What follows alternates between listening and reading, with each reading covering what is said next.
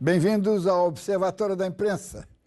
Nesta edição, vamos relembrar um fato histórico que completa 80 anos, o Levante Comunista de 1935. Para tratar deste assunto, convidamos os historiadores e professores Ricardo Castro, da UFRJ, Marli Viana, da Universidade Salgado de Oliveira, e Dulce Pandolfi, da Fundação Getúlio Vargas. Veja agora o que foi destaque na mídia nesta semana.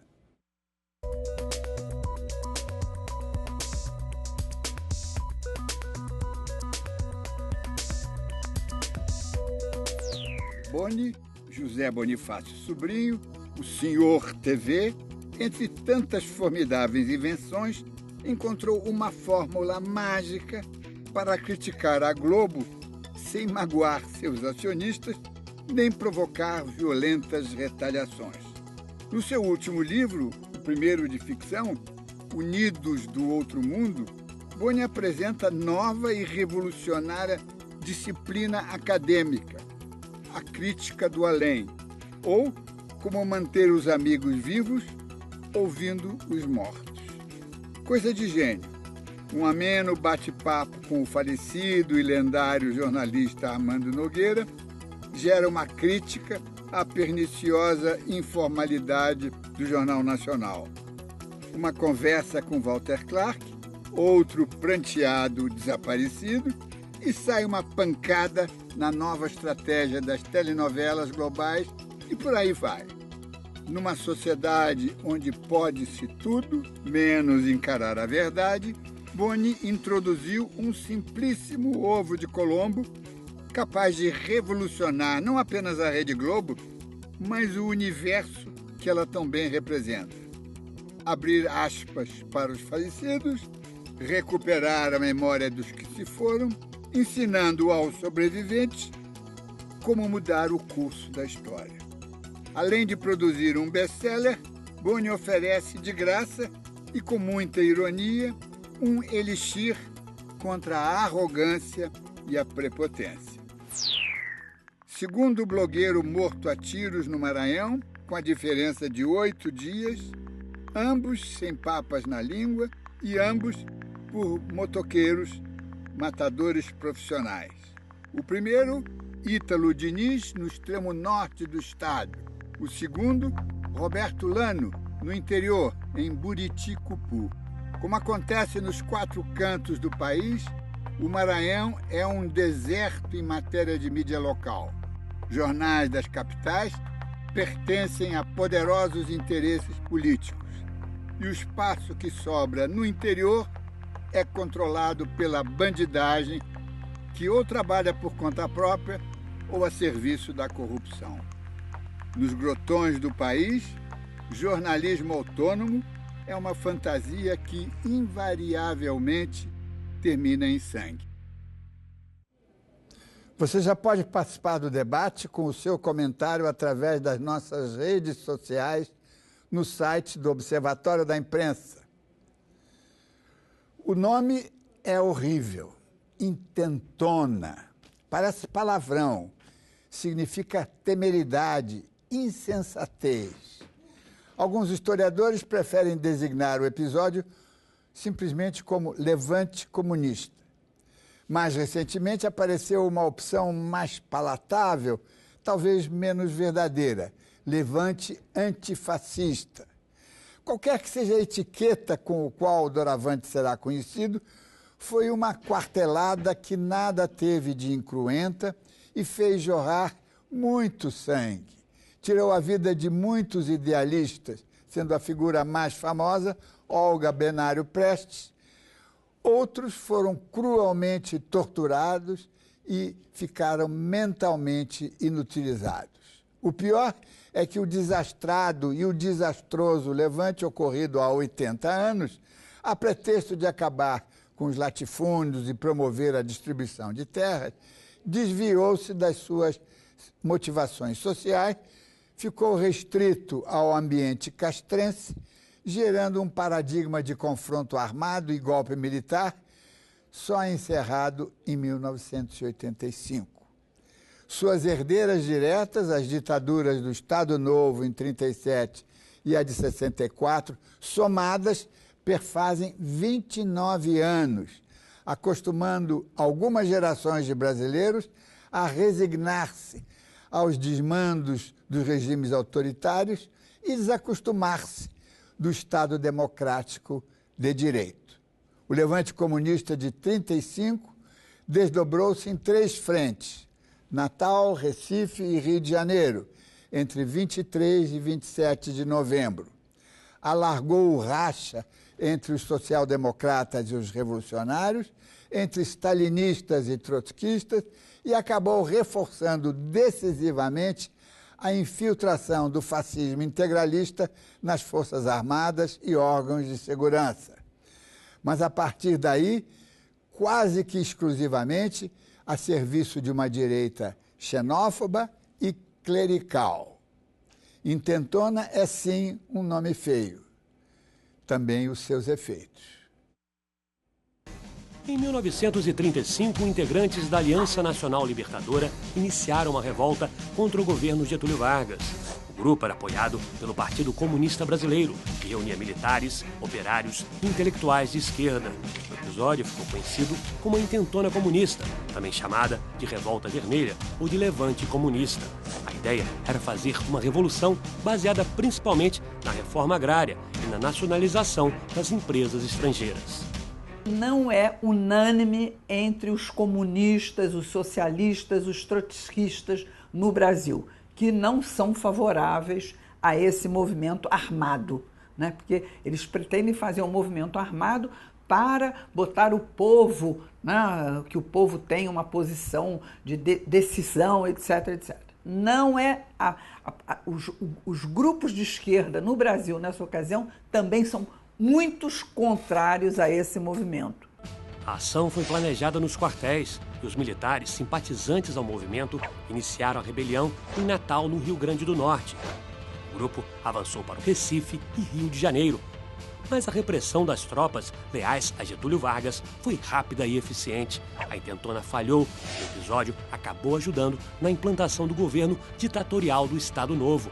Na época, Vargas espalhou a notícia da existência de um plano soviético para implantar o comunismo no Brasil, algo que, segundo os pesquisadores, não existiu.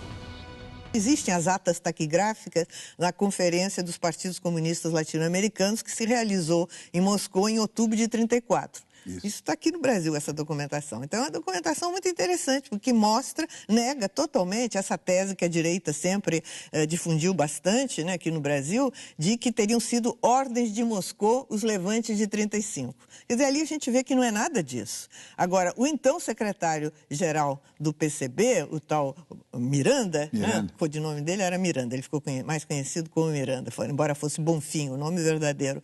Isso contou lá tamanhas maravilhas do que era aqui o movimento revolucionário no Brasil, que o exército praticamente estaria todo, né, a favor de fazer uma revolução. Quer dizer, era uma coisa de tal ordem que o Manluilski, que era dirigente da Internacional Comunista, ficou entusiasmado com a situação brasileira. Há uma corrente de explicação que vão dizer que a União Soviética queria se instalar aqui. Eu acho que a União Soviética usou esse movimento para difundir, lógico, o comunismo, né, o socialismo, as ideias que eles queriam impor. E eles enviam o Prestes para organizar era a Aliança Nacional Libertadora, né, para isso, para fazer um movimento aí era contra o fascismo. O fascismo estava se estendendo já na Europa, contra o fascismo e uma forma de difundir aqui no Brasil as ideias socialistas. Os soviéticos resolveram ajudar, mas o senhor veja, é uma ajuda bastante limitada, porque vieram, assim, em termos de assistentes, observadores, umas 10 pessoas. Quer dizer, então, uma ajuda bastante limitada. E, inclusive, o mais, digamos, significativo desses comunistas da Internacional, né, que foi o Evert, o alemão, o Arthur Evert, ele veio com ordens expressas de apenas assessorar o trabalho da direção do partido, né, porque o Miranda pediu inclusive assessores que ajudassem. Sem dúvida nenhuma, nenhum regime político marcado pela transformação, ele se implementa sem auxílio externo, é muito difícil. A influência não é só das ideias, é uma influência também logística, também operacional, estratégica, em que as esquerdas sempre se basearam, que é aparelhar. Luiz Carlos Prestes foi um dos líderes do levante comunista. Ele, como os outros integrantes da Aliança Nacional Libertadora, foram duramente perseguidos por Getúlio. Prestes e a mulher dele, Olga Benário, foram presos. Olga, que era alemã de origem judaica, foi deportada do Brasil. Ela chegou grávida na Alemanha e acabou sendo executada em um campo de concentração nazista. Ela aceita a missão, até porque ela tinha um espírito assim de revolucionária, de internacionalista, né, de participar da luta. Então, aquilo era um desafio para ela e ela tinha uma formação militar. Ela estava na escola de aviação, lá na União Soviética, aprendendo paraquedismo. Ela era uma desportista, né, sabia várias línguas e estava disposta a participar que para os comunistas na época, a revolução era mundial. Então, você podia estar em qualquer lugar do mundo que fosse necessário para ajudar a luta revolucionária. O trágico destino de Olga Benário, né? Da trágica história, né? Que vai marcar a sua história política com a história do século XX e com a história dos judeus, do Holocausto, né? Então, assim, internamente a polícia política de Filinto Miller vai ser muito importante o estabelecimento de uma polícia política. O Estado Novo vai trazer essa novidade, eu diria assim, uma espécie de profissionalização da repressão. Ela é presa junto com o meu pai, né? Ela salva a vida dele. E depois o meu pai sempre achou isso, né? Que foi uma vingança do Getúlio, a maneira de torturá-lo. Torturá-lo fisicamente... Moralmente. Torturá-lo fisicamente era complicado aqui para as autoridades, porque ele já tinha muito prestígio na Europa e nos Estados Unidos, a partir da coluna, né? Então, seria muito desgastante para o governo brasileiro torturar o Prestes fisicamente. A maneira de torturá-lo foi essa extradição, né, da minha mãe, da Olga, para a Alemanha, porque não tinha nenhuma razão de ser. Inclusive, pela própria legislação brasileira, ela tinha direito a permanecer, ela estava esperando um filho brasileiro. E foi uma extradição feita assim na calada da noite, sem decreto de expulsão, não existe, eu já procurei esse decreto, não existe. E num navio cargueiro, né, que levou um mês para chegar lá no porto de Hamburgo, com ordem para não parar em nenhum porto europeu, porque os portuários da França e da Espanha estavam dispostos a resgatá-la. Marli Viana, liga a metralhadora e começa a atirar. Olha só, Dines, eu tenho algumas discordâncias. Claro. A primeira é de ser chamada de intentona. Claro. A segunda é de ser chamada de comunista. E você disse incruenta, né? Porque realmente, durante o movimento, não houve praticamente mortes. O que eu queria chamar a atenção é que geralmente se fala sempre do movimento como se, pensando sempre no levante do TSRI no Rio de Janeiro. Foram 3 levantes. O de Natal não teve nada de comunista, foi um levante de soldados por questões locais, durou 4 dias em Natal, foi o único que espalhou-se pelo interior do estado do Rio Grande do Norte, e os comunistas participaram, mas não teve nenhuma motivação, nem da ALN, nem do partido. O partido teria dado ordem de não fazerem nada. O do Recife, a partir, no dia seguinte, no dia 24, aí já foi uma ordem do pessoal do partido, o famoso secretariado do Nordeste que estava lá. 23, 24. O de Natal durou até o dia 27. O do Recife durou 24 horas. E aqui no Rio, as notícias não chegavam. E Prestes, quando começou a ter as notícias numa segunda-feira, que não saía jornal, que era o dia 25 de novembro, achou que era um levante da Aliança Nacional Libertadora que tinha arrebentado no país. Então, ele achou que, nesse caso, você tinha todo o direito, você tinha a obrigação de ser solidário, como ele disse aos companheiros do Nordeste. Então, outra coisa que eu queria contar, e foi ele que deu a ordem do levante, tanto deu para o 3º RI, que levantou-se, para a Escola de Aviação Militar, para a Vila Militar, que não se levantou. Agora, eu queria chamar a atenção do seguinte, eu também não concordaria que foi um levante antifascista. Eu acho que foi um levante tenentista, aliancista. Minha tese no meu livro é que foi o último movimento tenentista do país. Pois é. Por todos os motivos, você vê, é um levante assim, levanta os quartéis. Depois o resto da população vai aderir. Atrás. E acho que, então, o Prestes dá essa ordem e a população não se mexe. Depois eu vou deixar a Dulce falar mais sobre isso, mas eu também não concordo que tenha sido motivo para o Estado Novo. Não só a Lei de Segurança Nacional, a Aliança Nacional Libertadora, que o Prestes não veio para fundar, o Prestes diz que vem para cá porque ele quer fazer a revolução. E ele vai mobilizar todos os ex-comandados dele da coluna. Você vê o espírito tenentista e militar, levante de quartel. Então, esse movimento que ele vai fazer vai ter a resposta na escola militar e vai ter... o partido estava contra. Quando eles resolvem fazer o levante, o partido é contra, o Berger é contra, o Miranda é contra, que era do partido. O Guioldi é contra, mas o Prestes diz, não, nós temos a Marinha na nossa mão, nós vamos levantar. Mas, no dia 25 de junho de 1935, já tinha saído uma provocação no Globo com a história que havia um levante comunista sendo preparado aqui. Então, quer dizer, por isso que eu digo, não foi o levante que provocou o Estado Novo. Sim, né? Mas foi uma sucessão de fatos que, inevitavelmente... O anticomunismo. Então, eu vou deixar mais que eles se expandam mais sobre isso. Bem, eu acho que tem um contexto aí que a gente não pode esquecer, né? Pegar em armas naquele momento não era nada demais, fazia parte do contexto político. Lembrando que os paulistas fizeram uma guerra violenta, pegaram em armas em 32 contra Getúlio. 30. Getúlio, né, toma o poder através das armas, né? Ou seja, na década de 20 a gente tem várias sublevações militares também. Então, a gente tem que contextualizar isso. Então, quando se fala assim, um levante armado 35, parece que é uma coisa fora do contexto, fazia parte daquele contexto brasileiro. São Paulo, e foi a elite paulista, junto com as massas, que entraram em armas, pegaram em armas para valer em 32.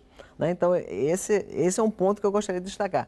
Segundo, que eu acho que é importante também a gente lembrar, é o seguinte, eu acho que eu trabalho muito com essa ideia, que a Revolução de 30, né, ela foi um somatório de posições que estavam ali, foi uma frente muito ampla.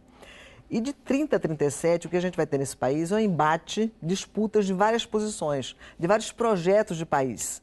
Ou seja, o Estado Novo não estava dado em 1930, mas essa semente autoritária fazia parte de um grupo grande. Sim. E esse grupo vai, digamos, eliminando várias pessoas que participaram da Revolução de 30, que eram aliados em 30, né, e Getúlio na cabeça desse movimento.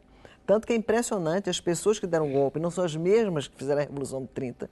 É um grupo já diferente, tanto civil quanto militar. São outros homens que estão à frente de 37. Então, ele está preparando o terreno. Agora, é claro que o levante de 35 ajuda ele, é um pretexto importante para ele. Mas, na minha maneira de ver, quer dizer, a razão maior para Getúlio dar o golpe em 37 é porque a Constituição dizia que quem tivesse sido eleito candidato em 34, né, porque em 34 a gente tem, 33 tem uma Assembleia Nacional Constituinte e a Constituição é aprovada em 34. Getúlio é um dos candidatos indiretos e ele ganha, né, eleito presidente em 34. Tomou o poder em 30 pelas armas, em 34 ele é eleito presidente constitucional do país. E pela Constituição, em 38 haveria eleições diretas e ele não podia ser candidato. E ele vai conseguindo apoio, porque isso também é impressionante, de 34 a 37, ele não satisfeito com essa Constituição mais liberal, uma vitória daquele grupo mais liberal, ele está sempre propondo a revisão da Constituição. No dia da aprovação, inclusive, tem a frase famosa dele, serei o primeiro revisor dessa Constituição. E ele vai o tempo todo tentando minar a Constituição através de alguns decretos. Com o Levante 35, ele consegue apoio para várias medidas de cerceamento do Estado de Direito, inclusive decretação do estado de sítio, estado de guerra, imunidades parlamentares, mas ele não consegue apoio para mudar a emenda constitucional que dizia que o próximo candidato da República não poderia ser o que tivesse sido ganho, não podia ser o atual presidente. E para isso ele não tem apoio. Então, o golpe de 37 vem exatamente porque ele pretende continuar com o seu projeto, né, de formação do Estado Nacional, etc, etc e tal, e para isso ele não tem apoio do Parlamento. Então, ele precisou fechar o Parlamento para continuar presidente da República. Agora, eu acho que o Levante gerou no país, e aí também, digamos assim, é muito é um argumento muito bem feito, né, muito bem utilizado por quem estava no poder, né, que gera um anticomunismo nesse país que também é destoante do que acontecia no mundo. Você sabe que o Brasil é o único, talvez, país do mundo que, num regime democrático, não tinha Partido Comunista legalizado. O Partido Comunista aqui em 45 é legalizado, em 47 ele é colocado na ilegalidade. Na Europa inteira os partidos comunistas são legais, na América Latina também. Né? Então aqui esse anticomunismo ele é muito forte porque essa ideia de que em 35 os comunistas quiseram tomar o poder, etc, etc, tal, e de uma coisa, né, sangrenta e violenta, foi bastante utilizado, né, de uma maneira que isso marcou a nossa sociedade. Eu estava até vendo, eu fiquei impressionado, eu não sabia até esse ano, você sabe que foi ainda comemorado pelos militares, a intentona, eles fizeram na Urca, aqui no Rio de Janeiro, na Praia Vermelha, né, porque isso eu sabia que eles faziam, eu estou dizendo, mas eu achava que eles já tinham diminuído. São João Batista. São João Batista, mas eles continuam fazendo na Praia Vermelha, né, manifestação contra os comunistas que tentaram derrubar, enfim, o governo de Getúlio Vargas. Então, não, virou uma tradição. É impressionante. Eu lembro que em 68, não é? Justamente fim de novembro, houve a solenidade lá no São João Batista e o orador da ocasião, que eu não me lembro quem foi, o general, ele fez referências ao ouro de Moscou na imprensa brasileira, mentindo que era um paraíso, não sei o quê. E logo em 68, 13 de dezembro, foi o AI-5. Pois bem, eu dirigi o Jornal do Brasil e tinha estado em Moscou e tinha feito uma série de reportagens elogiando o que era preciso elogiar, educação, saúde, cultura, uma série de coisas. E causou um certo reboliço. Quando eu fui preso logo depois do AI-5, eles me cobraram. Porque havia aquela coisa, sabe, o dia 29 de novembro era o dia do anticomunismo. Exato. E a chamada intentona, ou o levante antifascista, ofereceu material, não é? Assim como o Jango, inadvertidamente, ofereceu materiais que não precisava, que os seus amigos recomendaram, não faça isso. O comício da Central, agora o Ricardo me dá, o comício da Central, que foi 13 de dezembro de 64, também foi uma coisa que vários amigos pessoais do Jango falaram, não faça aí, não entra por aí porque você não vai sair. Bem, eu concordo com a Dulce em relação à ideia de que o Levante teria contribuído decisivamente para o Estado Novo. E eu gostaria de lembrar o seguinte, mesmo com a promulgação da Constituição em 1934, em meados de 1934, a esquerda continua sendo violentamente reprimida, vários militantes do Partido Comunista são presos nessa ocasião, partido que estava passando por um processo profundo de reorganização, não só decorrente de problemas internos da luta política, das concepções internas, como também da própria repressão do Estado brasileiro nesse momento. Ou seja, a tradição autoritária, né, repressora aos movimentos sindicais e às esquerdas, de um modo geral, era muito forte nesse momento. E no início dos anos de 1935 já começa a se discutir a necessidade, o Estado começa a discutir a necessidade da criação de uma lei de segurança nacional, que é promulgada, acho que, se não me engano, em abril, né? Ou seja, mesmo antes do fechamento da Aliança Nacional Libertadora, já havia um instrumento jurídico, né, que confrontava com a própria Constituição, que caracterizava a perspectiva de fechamento autoritário do regime. Ou seja, o Getúlio, né, como muito bem lembrou a Dulce, né, ele já estava criando uma série de mecanismos políticos, jurídicos, né, de movimentação nos bastidores, né, e de uso político do próprio Levante para o desfecho que vai acontecer mais à frente, né? Além disso, né, a questão do anticomunismo, eu vim estudando isso há um certo tempo, nos últimos 2, 3 anos, né? Eu estou relacionando ele com a questão do mito da conspiração judaica, né? Que já chega ao Brasil nos anos 20, né? Por intermédio, né, da leitura do livro Protocolo do Sábio de Sião. No início dos anos 30 ele é traduzido aqui no Brasil, tem uma edição já no início dos anos 30 e em meados da década recebe uma nova tradução do Gustavo Barroso, que era um dos intelectuais dirigentes da ação integralista. Mais antissemitas que ele. Exatamente. E o Protocolo do Sábio de Sião fala de uma conspiração judaica. Né? E nos anos 20, esse mito da conspiração judaica, ela passa a ser trabalhada por vários ideólogos conservadores relacionando com a conspiração comunista. Né? Então, tanto é assim que o texto usado para justificar o Levante, quer dizer, o Levante, é o Plano Cohen, né? É o Plano Cohen, que é um nome judaico, né? Um sobrenome judaico muito corrente no Brasil nesse período. Né? Eu vou só pedir licença a você, vamos dar um pequeno break para o intervalo e nós voltamos ao Observatório da Imprensa, volta dentro de instantes.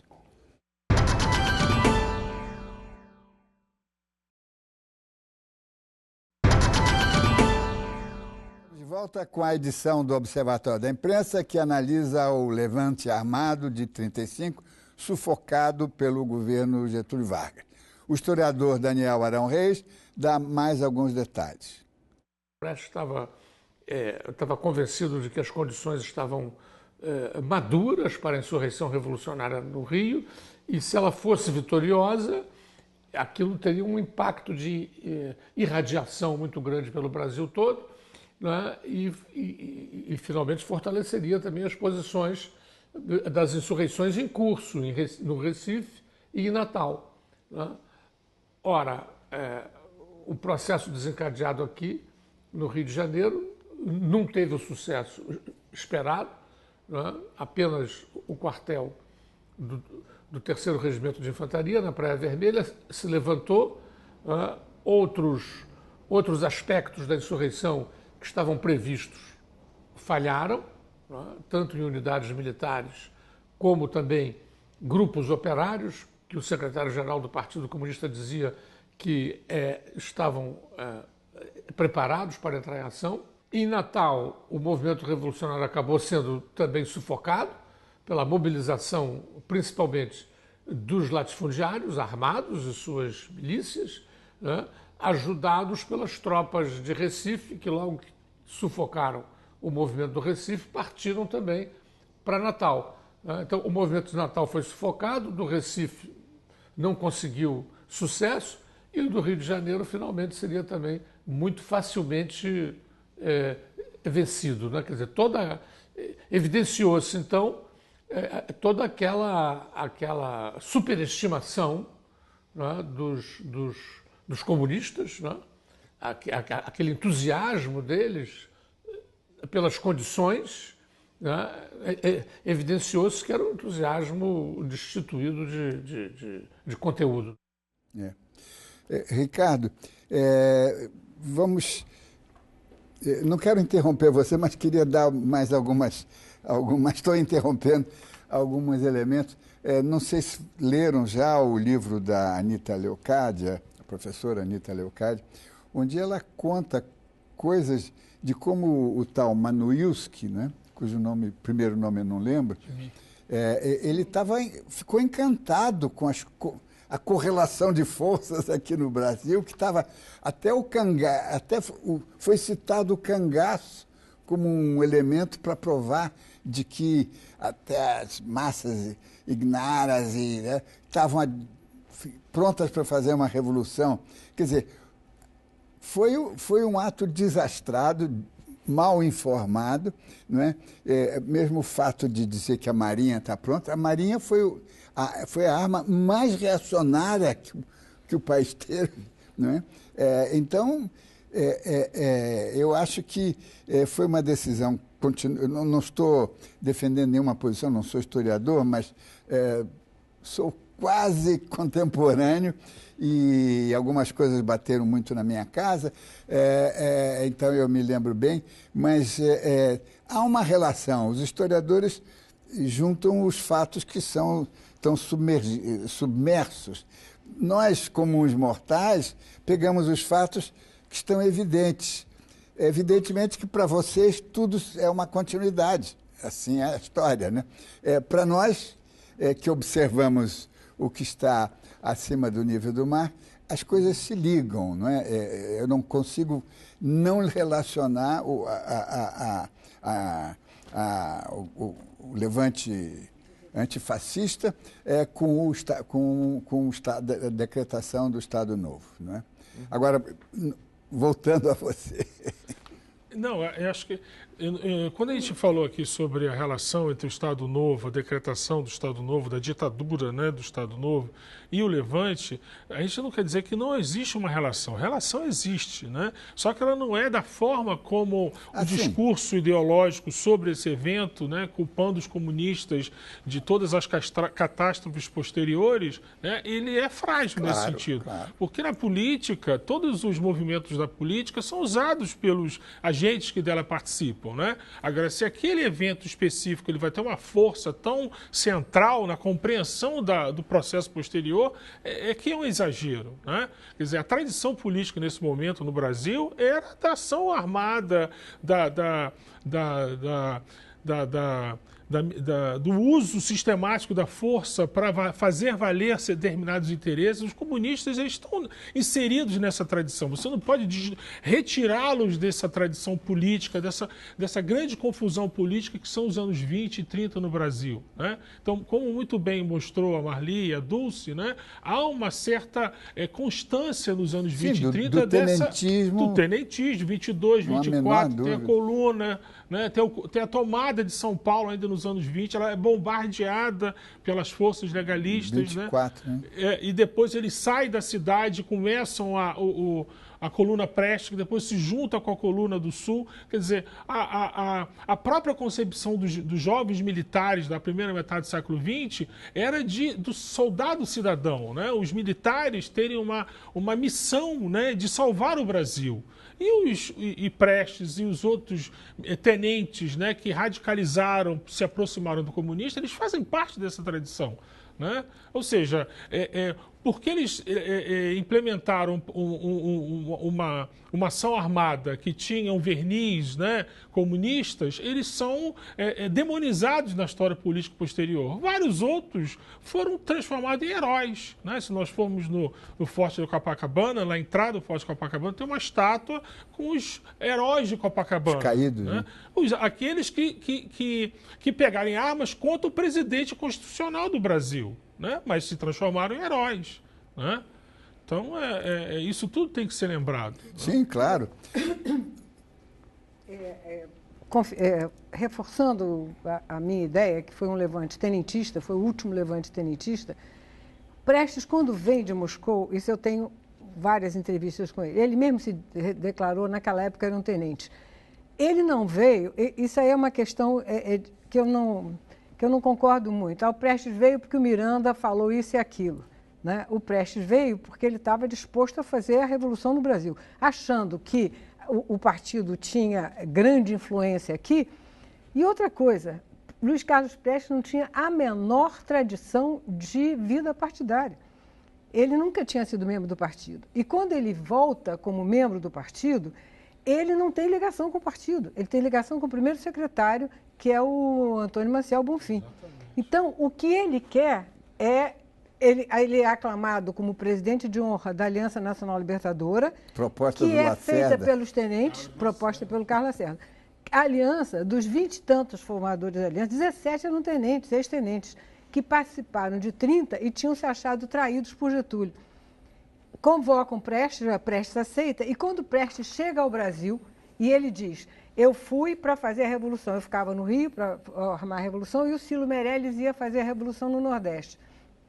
Independente de Miranda, ele não tinha conhecimento da situação aqui no Brasil, não tinha conhecimento do partido, Então, é meio simplório, porque o Miranda falava isso, ele fez. Prestes não era um bobo que, sabe, tudo que ele fez, porque o Miranda enganou, porque o Arruda enganou, porque não se enganou. Não é correto falar isso. E ele entra para a Aliança Nacional Libertadora, percebe que a Aliança Nacional Libertadora, que dizia que não era um partido político e não tinha um programa político, o que eles queriam, pão, terra e liberdade. Era a reforma agrária, melhor situação para o povo e a luta antifascista, que não era primordial, era um movimento nacional libertador, como foi, inclusive, introduziu-se dentro do Partido Comunista, depois a partir de Prestes. Quando a Aliança vai para a clandestinidade, a partir do discurso do Prestes de 5 de julho de 1935, que ele clama todo o poder à Aliança Nacional Libertadora, e depois ele diz, a minha ideia foi mostrar que não era nada comunista, que era para a Aliança que nós queríamos. Esqueceu que Lenin tinha dado a palavra de ordem de todo o poder aos soviéticos nas vésperas da Revolução Russa, né? Então, quando a Aliança vai para a clandestinidade, isso meu livro reproduz.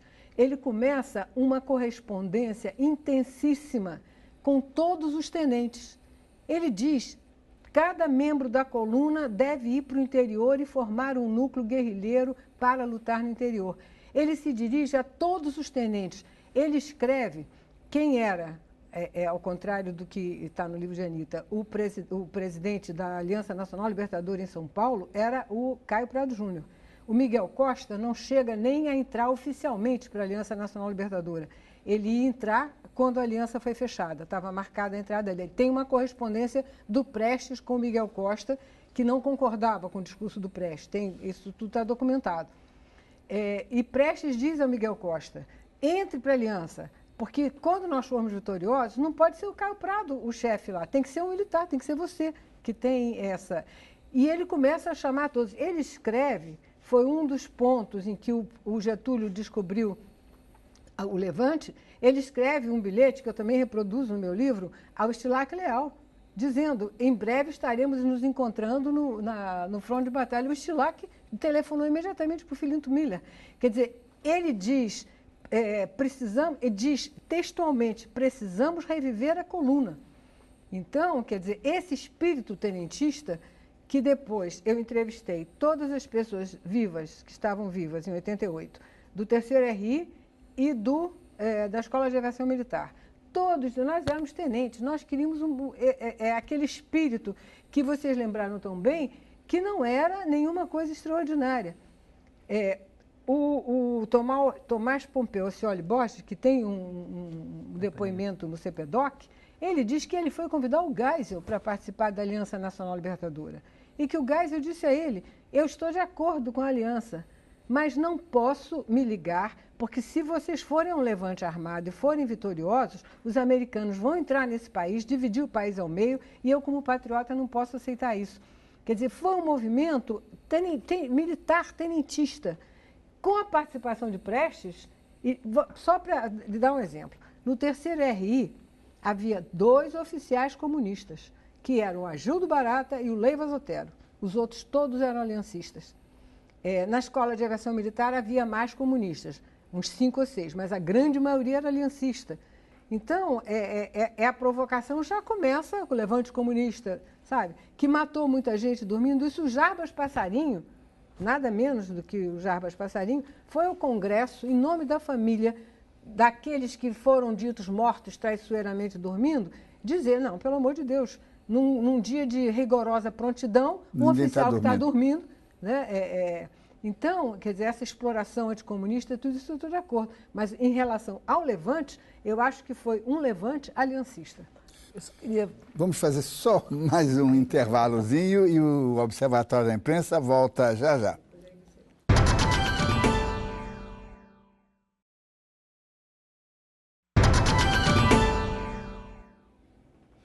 O Observatório da Imprensa está de volta com um programa que discute os fatos históricos que levaram à insurreição comunista liderada por Luiz Carlos Prestes.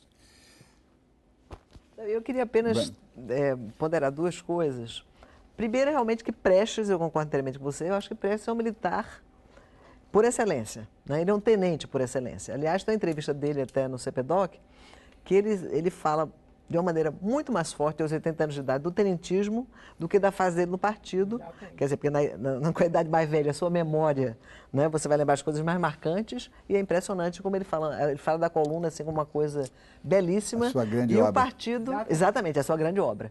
Né? Então, eu acho que esse é um dado importantíssimo. Agora, eu acho que juntou um pouco ali a fome com a vontade de comer, porque o ideário da Revolução era uma coisa, a Revolução era muito cara aos comunistas também. Claro. Então, se você tem, da mesma maneira que os comunistas tentam se aproximar de Prestes no final dos anos 20, exatamente porque viam nele, ou seja, a gente já tem um partido, mas a gente não tem um líder, né? Um líder corajoso, um líder revolucionário, etc. O partido se aproxima de Prestes para ele aderir ao comunismo. Né? Eu acho que naquele momento, 35, você também tem uma conjugação ali. Né? Eu concordo com você, acho que a força maior é dos tenentes, né? Que o programa é um programa aliancista de libertação nacional, de reforma agrária, etc. Tal, bandeiras, até porque o comunismo não podia ser instalado num país, né, nas condições do Brasil. Exatamente, tinha até isso. Né? Mas a Revolução Comunista está lá para trás. Né? Então, os comunistas também viram naquela movimentação toda, pelo menos a direção partidária, que era um partido fraco, essa que é a verdade, não um grande partido, não era um partido de massas. Um partido fraco, o partido só vai ser um partido de massas no pós-Estado Novo, em 45. Então, algumas lideranças viram naquele movimento uma chance também, né, de tentar derrubar aquele governo de Getúlio Vargas, que tinha traído diversos ideais que alguns militantes de esquerda, embora o partido não tivesse aderido a 30, tinham participado. Porque meu ponto é o seguinte, que em 30 você tem vários projetos. Eu gosto de trabalhar com a ideia de projeto. Então você tem um projeto autoritário, centralizador, que está presente na figura de Vargas, de Góes Monteiro, de Agamenon Magalhães, de uma série de homens que vão estar muito fortes em 37. E outros vão sendo limados. Você tem um projeto mais liberal, que está presente em 30, que se faz presente na Constituinte em 34. Você tem um projeto mais, digamos assim, socialista, né? Você tem um projeto dos tenentes também, que vão sendo limados nesse processo. Né? Então, você tem uma disputa de projeto. Em 37, a gente tem a vitória de um projeto que já estava se consolidando independente do Levante 35. Agora, o Levante ajuda. Aí eu concordo com você, ajuda. Agora, deixa eu fazer uma pergunta apenas de curioso. Por que razão, quando o Prestes volta para o Brasil, ele já vem com a sua seu pequeno staff, inclusive a Olga, né? Qual era a intenção? Se era para fazer tentar, pelo menos, levantar uma bandeira local, por que razão o Comitê Central lá mandou... Porque eu acho que tem questão do internacionalismo. Eu acho que vocês dois podem até responder melhor do que eu, mas eu acho que naquele momento existia a ideia de você fazer uma revolução mundial, claro. Né? Existia a ideia do comunismo se espalhar no mundo inteiro. Então você ter quadros importantes... Era a ideia do Stalin, não era do Trotsky. Não, eu acho que essa ideia está lá, digamos, o pano de fundo disso tudo é que se deveria fazer uma revolução onde fosse possível. Em todos os países. Então, você mandar pessoas da Internacional para cá, num país onde as informações chegavam dizendo que você tinha um caldo importante, claro que era uma coisa importante. Né? Agora, eu acho que a ordem não vem de Moscou, concordo inteiramente, eu acho que né? Eu acho que não é nada disso. Por isso que eu estou dizendo, junta um pouco a fome com a vontade de comer. Eu acho que você tem, sobretudo, uma marca tenentista fortíssima. O líder, Prestes, é um tenente por excelência, né? Suas características são de um líder tenentista, e aí você tem também a Internacional Comunista e os comunistas do Brasil interessados também em erupções revolucionárias, mesmo que não fosse para fazer uma revolução comunista, porque eu acho que esse é o ponto. Quando até se acusa, já que você falou de 64, para mim, de 64, estava muito claro para os comunistas, naquele momento tinham uma certa força, que no Brasil não ia se fazer uma revolução comunista, era uma revolução nacional burguesa, o nome que fosse. Porque o Brasil era um país que não tinha alcançado aquele patamar dentro de uma visão etapista do processo. Né? A gente não podia ser um país, não ia ter uma revolução comunista no Brasil em 64, que dirá em 35, né, também. Então a ideia, mas claro que sempre para um comunista, você ter as mudanças, as transformações, uma sociedade mais avançada é importante. Então, quer venham essas reformas em 35, como uma reforma agrária, um nacionalismo, entendeu? Então, eu acho que ali juntou um pouco a fome com a vontade de comer. Eu acho que a Internacional, claro, que tinha essa ideia da internacionalização, não é à toa que todos os partidos eram ligados à Internacional Comunista, você tinha o Comintern funcionando, né? Então, Mas daí dizer que essa é uma revolução, as revoltas foram comunistas, ainda mais a mãe de Moscou, acho que... Não, tem... isso não. Pois é. Duas coisinhas antes de... Essa reunião que houve em Moscou, final de 1934, os comunistas estavam lá da Sul-Americanos e iam para o 5º Congresso, do 7º Congresso Internacional, que não houve. Então, houve essa reunião. Hoje nós temos as atas dessa reunião. Moscou, eu tenho essas atas. Moscou diz o seguinte: não se metam a nenhuma precipitação. Vocês são muito fracos, o Manusco dizendo, vocês não têm nada no campo. Quer dizer, toda essa história que...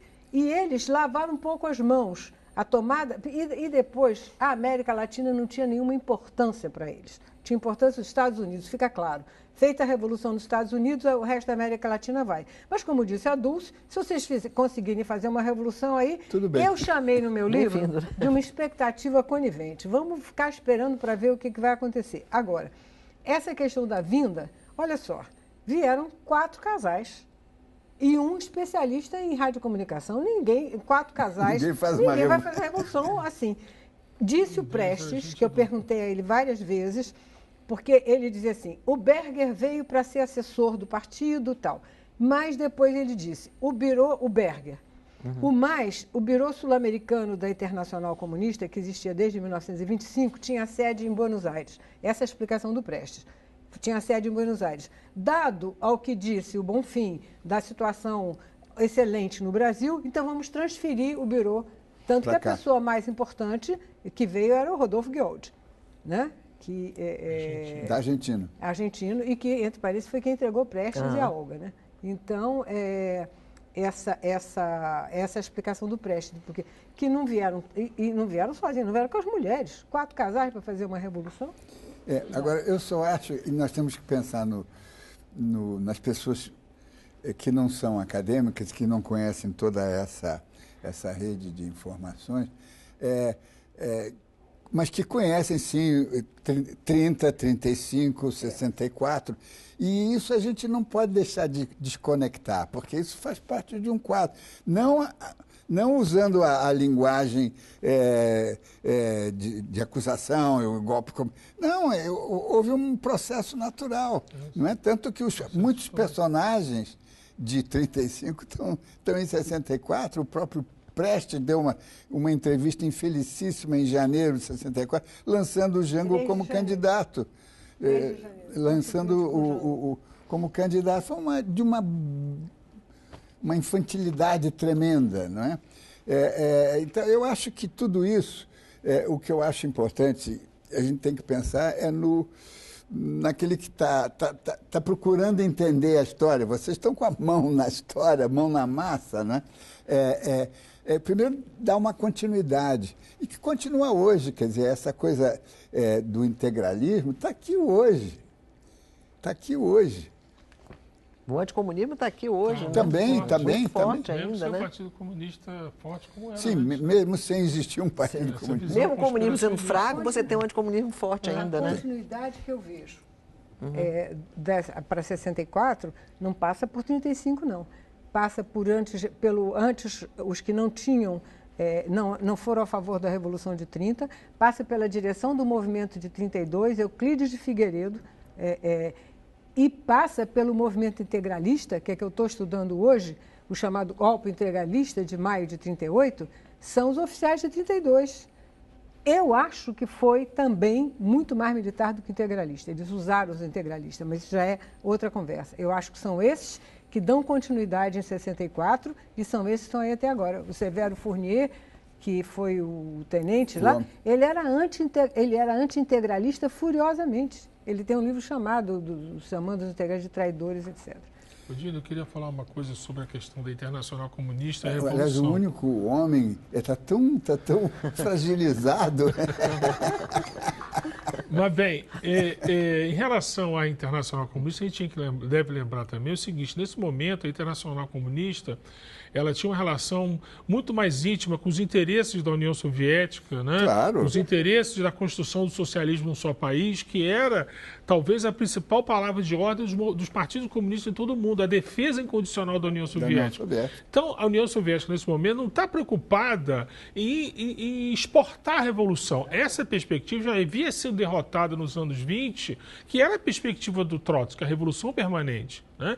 Então, a perspectiva de criar a revolução como principal meta da Internacional Comunista, isso já tinha sido derrotado. Agora, obviamente, a Internacional Comunista, na medida que fosse possível, ela apoiaria movimentos que trabalhassem por isso, né? Como mostrou a Dulce, mas não era a questão principal, né? Sim, mas depois de 35, como é que ficou a esquerda? Inclusive, a esquerda não brasileira, claro. A esquerda brasileira foi destroçada. Quer dizer, já estava em processo de... O Partido Comunista, na primeira metade dos anos 30, era um partido muito fragilizado pela repressão, né? E pela divisão interna. Pela divisão interna. Além disso, o Prestes foi sempre um nome polêmico dentro do partido. Ainda que no final dos anos 20, Astrogildo tenha ido à Argentina procurar o Prestes, levou o livro para eles, trazê-lo para a problemática, né, do socialismo, etc., isso foi um tema que dividiu os comunistas. A primeira grande decisão do Partido Comunista em 1928 é decorrente, em parte, dessa perspectiva. O Rodolfo Coutinho vai ser um dos intelectuais que vai romper com o partido por essa procura de Prestes, né? E logo depois, até o momento que ele entra em 34, né, ele era uma pessoa que não era aceita. Eles não queriam o Prestes, eles chamavam o Prestes de caudilho, né? Chancacheque brasileiro. Entendeu? Então ele vai ser era maior do que o partido também, é maior né? do que muito então, maior do que o tinha partido. Exatamente. Porque nesse momento o partido era um partido muito pequeno em processo e a própria organização, a direção do partido dos anos 20 era destroçada nessa conjuntura. O partido de 34 é um novo partido. Porque só lembrando, quer dizer, o partido foi sempre reprimido, né? Esse é o ponto. O partido é criado em 22 e quase não conheceu nenhum momento de ilegalidade. Está sempre na clandestinidade, não pode ventilar suas ideias. E a clandestinidade é uma coisa que deixa você por fora da realidade. A gente sabe disso, né? Vamos ter que fazer um segundo programa, porque estamos no final desta edição. E eu quero agradecer a participação aqui no Rio de Janeiro dos professores e historiadores Dulce Pandolfi, Marli Viana e Ricardo Castro. Lembre-se, acompanhando o Observatório da Imprensa pela TV ou pela internet, você nunca mais vai ler jornal do mesmo jeito. Uma boa noite.